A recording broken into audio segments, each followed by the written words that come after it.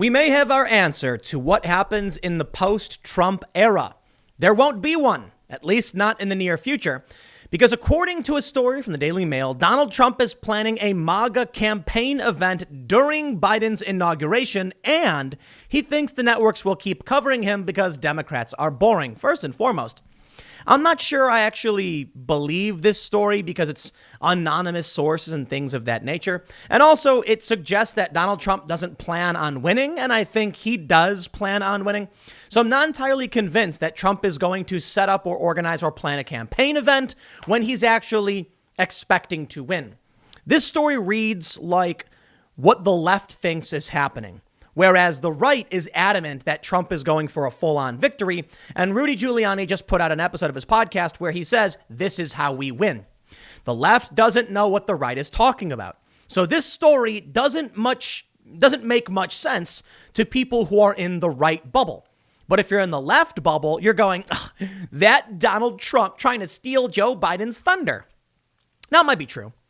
It sounds like something Trump would do. And in the event that Joe Biden is about to be inaugurated and all that, I hope Donald Trump does do this. But I feel like Trump wouldn't be planning this right now. It doesn't seem like the kind of guy. Well, here's the story from the Daily Mail. They say Donald Trump is said to be considering holding an event during the president-elect's inauguration to announce his 2024 run, and has boasted that he thinks the networks will continue to cover him after he leaves the White House because Joe Biden is boring. Okay, that last part is true, all right? But Joe Biden is not the president-elect. Sorry, that's a fact. The media keeps saying it, and it's kind of creepy. He's not even gotten one vote from the Electoral College because it hasn't happened yet. So no, not president-elect. They say 3 sources close to the president told the Daily Beast he is plotting various ways to boycott Biden's administration and steal his thunder when he is sworn in as the 46th president of the United States in January. I somehow just don't believe it. 2 of the sources said Trump is considering timing a kickoff event for his 2024 White House campaign to clash with Inauguration Week or with the ceremony itself. This would be a marked departure from protocol, with the outgoing president traditionally attending the incoming president's inauguration as part of a peaceful transition of power, a grace then President Barack Obama and Vice President Biden both afforded Trump in 2017. It comes as Trump took a break from his election legal battle over Thanksgiving weekend to play a round of golf at his club in Sterling, Virginia, Saturday for the second day in a row. He saluted and sported a MAGA hat as he disembarked Marine One at the Trump National Golf Club with his sons Eric and Don Jr. and Don Jr.'s girlfriend Kimberly Guilfoyle in tow. Don Jr. on Wednesday claimed he was cleared of COVID-19 in time for Thanksgiving, despite only announcing his infection the Friday before. Okay, I get it. Trump celebrated Thanksgiving and then he played golf. Will Donald Trump stage an event as such? I do believe so. But more to the point, the reason why I thought this story was interesting is kind of what I was alluding to earlier, just a minute or so ago, that there are 2 universes right now, the left and the right, and they are so far from each other. It's crazy. On the left, they say Tim Pool is a Trumpist trumpet and all of his Trump supporter followers and blah, blah. And then when you go to the Donald.win, it's a bunch of memes of me calling me a bald cuck. So sure, it is what it is, I suppose. But look, the right knows what the left is thinking. The left doesn't know what the right is thinking. The left thinks the right is evil, but the right thinks the left is misguided. These are very common tropes. And I think the issue is that the left is defined by people who just watch mainstream media and they are low information, or at least they tend to be. There are priests of the cathedral, to cite Michael Malice's. You may be familiar with Michael Malice. He calls it the cathedral. It's the establishment. I'm probably getting it wrong, but it's like the political and media establishment. And they have their preachers and their priests. They have their religion, as it were.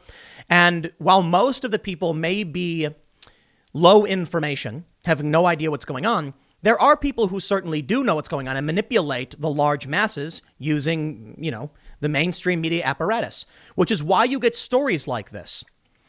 If you were going to see a story from Rudy Giuliani, from Donald Trump, or from any of these people who actually would come out and say something, because keep in mind, this is from 3 unnamed sources close to the president. I don't buy it. The people close to the president are screaming that they won the election. They're not going to be going, we're planning an event because Trump lost. That to me is weird. However, let's read more. They say, in another sign he may be coming to terms with his election defeat, the sources told the Daily Beast Trump is already planning for his comeback run for the 2024 White House race. They said the president is in close talks with advisors on specifics, including the timing of its launch, in efforts to continue to keep the spotlight firmly on him and away from his Democrat successor. Trump allegedly boasted to his aides that he is confident he will continue to stay in the public eye, and the media will continue to provide him coverage because he said Biden is boring and doesn't bring the ratings he does. His plot to draw the attention away from the inauguration day on January 20th would be a dramatic disregard for the process of a peaceful transition to power from one president to the next.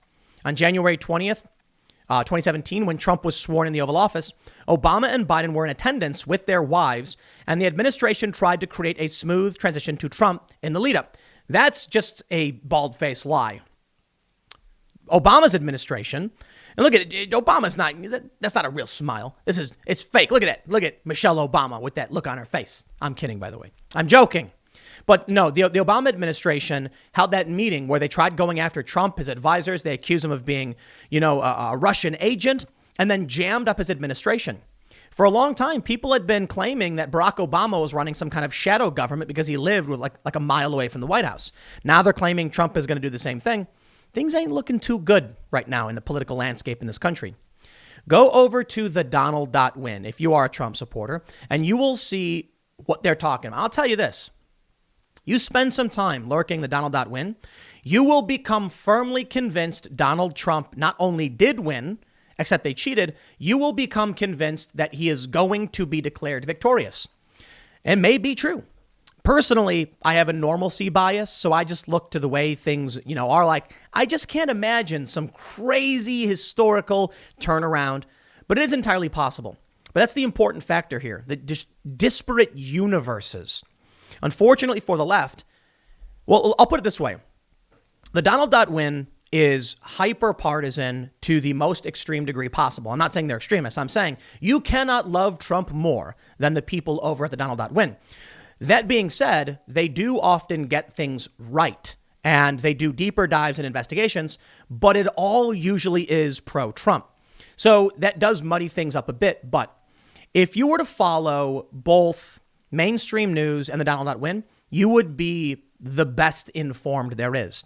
If you were to only follow the Donald.win, you'd probably be getting a hyper-biased view, but you'd still be better informed than the average person. And if you only watch the mainstream media, well, then you're a low-information belligerent in the culture war, and you have no idea what's really going on. You look at stories like this, and I'm sorry, I really don't think it's true. It does sound like Trump, but maybe that's all it is, something that sounds like Trump. You know what I see when I see Trump's tweets, when I see what his legal teams are talking about? The Republicans in Pennsylvania want to flip the electorate. They're calling in dispute. There's a resolution on the table for the House and the Senate in Pennsylvania that would claim their elections in dispute. That is great news for Donald Trump, and it could mean that Trump is going to win. To be reasonable, however, Trump did approve the transition, so maybe Trump is hedging his bets. He's saying, okay, we got to try a victory, but we're going to start the process anyway. I'm not entirely convinced Trump thinks he's going to lose, because what does he have to lose? If Trump actually thought there was a chance he wasn't going to win, I think he would just throw his weight 100. Like, he wouldn't let Biden transition. That makes no sense. You got to understand there are subtle things Trump does, and you might not get it. I'm not saying he's playing 4D chess, but look at it this way. They issued Giuliani and Jenna Ellis, Trump's advisor and lawyer, issued a statement saying Sidney Powell was not on Trump's legal team. Everyone then laughed and mocked Sidney Powell. And then Trump pardoned Michael Flynn a couple days later. Sidney Powell is the lawyer for Michael Flynn. Sometimes a lot of people, if you don't keep up on the news and watch every video, you might not know these names, but Sidney Powell was said to be on Trump's team by Trump himself. They clarified she wasn't. If she was, and Trump pardoned her client, and it's his lawyer, that's a huge conflict of interest. The point I'm trying to make is often there are moves made by Trump that seemingly you don't understand, or they might seem innocuous, and they turn out to be actually fairly significant. In this case, pardoning Michael Flynn. I'll tell you this. Donald Trump has a lot to lose if he does lose. He does. Because the woke leftists, the resistance Democrats, we are in political war right now. This is political war. Trump has to win. They've tried accusing him of being a spy. They've tried impeaching him. They literally impeached him. They are going after him with everything they have. And I really do believe at the state level, they'll try and lock Trump up. Because this is no longer about, for the past 4 years, we have not been dealing with normal government. And a lot of people don't want to say civil war or anything like that. But Mother Jones called it political civil war. I think that's where we're at right now. Trump is going to do literally everything in his power to make sure he wins. And that means getting Republicans to just dispute the election so Trump can get the Electoral College victory. That's it. Because the alternative is worse. January 21st is going to be a crazy day. Let me tell you that. January 20th is going to be a crazy day. And the 19th.